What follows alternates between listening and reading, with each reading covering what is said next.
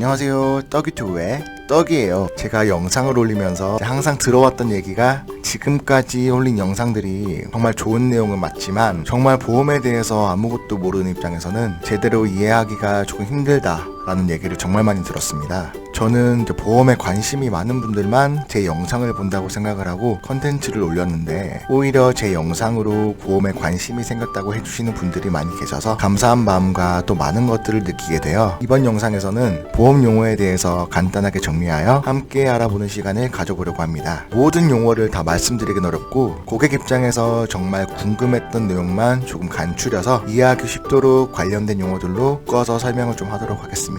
보험을 가입하기 전 혹은 가입 후 보험 증권이나 보험 설계서를 보시게 되면 계약자, 피보험자, 수익자라는 단어를 많이 보셨을 텐데요. 계약자는 말 그대로 계약을 하는 사람을 지칭합니다. 간혹 계약자가 보험료를 납입하는 사람이다 라고 말씀하시는 분들도 계신데 이게 틀린 말은 아니지만 계약자와 실제로 보험료를 납입하는 요금수는 다를 수 있습니다. 그렇기 때문에 계약자가 꼭 보험료를 내는 사람은 아닙니다. 계약자는 변경이 얼마든지 가능하지만 절차가 번거롭기 때문에 20세가 넘은 성인이라면 피보험자 본인이 계약자로 들어가는 것이 가장 좋습니다. 피보험자는 보험사고 발생의 대상자가 되는 사람입니다. 예를 들어 피보험자가 아프거나 다치게 됨으로써 보상의 대상이 되는 거고요. 수익자는 보험금 청구권을 갖는 사람을 뜻하는데 즉 보상을 직접적으로 받는 사람이라고 보시면 됩니다. 하지만 때는 계약자가 수익자가 될 수 있고 반대로 피보험자가 수익자가 될 수 있습니다. 그러나 사망보험 가입 시에는 피보험자가 수익자가 될 수 없기 때문에 수익자는 법정 상속인 또는 가족 구성원으로 지정할 수 있습니다. 다음은 보험료와 보험금에 대해서 알아보겠습니다. 보험료는 보험 계약을 하게 되면서 보험회사에 직접적으로 납입하는 금액을 말하며 보험금은 보험 계약이 만료되거나 피보험자가 보험사고가 발생하였을 경우 보험회사가 수익자에게 가입 금액에 따라 지급하는 금액을 말합니다. 예를 들어 피보험자가 암보험을 가입하고 암으로 진단을 받을 경우에 수익자가 보험회사로부터 암 진단비 가입 금액 1,000만 원을 지급받게 됩니다. 그럼 다음으로 납입기간과 보장기간에 대해서 알아보도록 하겠습니다.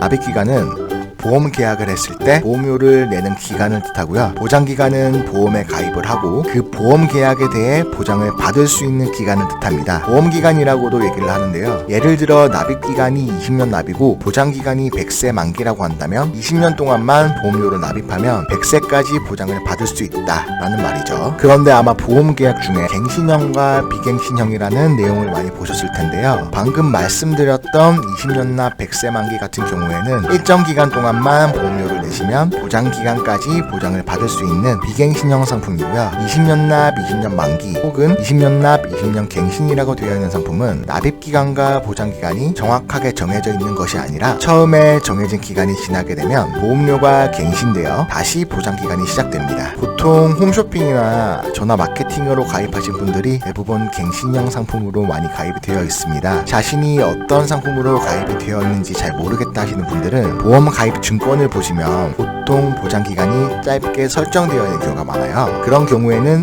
갱신형으로 가입이 됐다 라고 생각하시면 됩니다. 그렇기 때문에 보험 계약 전에는 내가 가입하는 보험 상품이 갱신형 상품인지 비갱신형 상품인지 확인하시고 가입을 하셔야 됩니다. 상황에 따라 이렇게 갱신형 상품이 좋을 수도 있고 비갱신형 상품이 좋을 수도 있지만 자칫하면 평생 보험료를 폭탄 맞을 수도 있기 때문에 이 부분에 대해서는 조금 더 자세한 내용을 알고 싶으신 분들은 카카오톡 채널 및 상담 신청을 접수해 주시면 추가적으로 자세히 상담 도와드리도록 하겠습니다. 비갱신형 상품이라도 내부 특약이 갱신형으로 구성되어 있는 경우도 많기 때문에 꼭 세심하게 확인해 보시기 바랍니다. 다음은 면책기간과 책임 개시일입니다. 면책기간, 책임을 면하는 기간, 즉 보험회사에서 보험 계약에 대해 보험사고가 발생하더라도 보상에 대한 책임을 지지 않는 기간입니다. 예를 들어 암보험에 가입을 했더니 90일간 면책기간이 적용된다면 90일 이내 암 진단을 받게 될 경우에는 보험회사는 보험금을 지급하지 않습니다. 그렇다면 책임 개시일은 면책기간이 지난 90일 이후를 뜻하게 됩니다. 실질적으로 보험회사에서 보험금 지급 의무를 가지게 되는 기간이죠. 다음은 고지사항 의무와 통지 의무입니다. 사실상 보험 계약에 있어서 가장 중요한 부분이라고 말씀드릴 수가 있는데요. 피보험자가 현재 병력 혹은 과거 병력과 직업 등에 대하여 사실 그대로 알려야 하는 의무를 고지사항 의무